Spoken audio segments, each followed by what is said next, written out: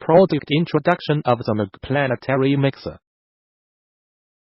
Planetary mixer uses the principle of modal rotation, planetary movement in the bowl, so as to make the mixture fully mixed. A planetary mixer is not only a mixer, but also a multi-function, super-function, outstanding skills mixer.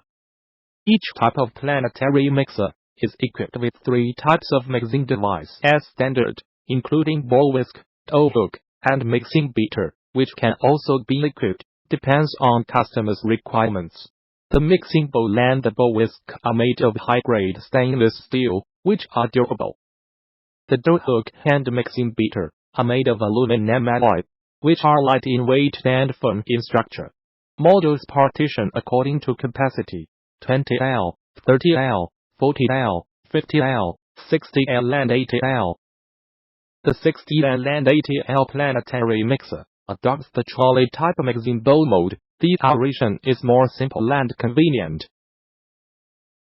Widely used in sugar factories, bakeries, food factories, etc. Abrasion demonstration video. The first step, turning on the power supply. Step 2, install the mixing device, bowl whisk, dough hook, mixing beater. Step 3, pour the raw materials into the mixing bucket.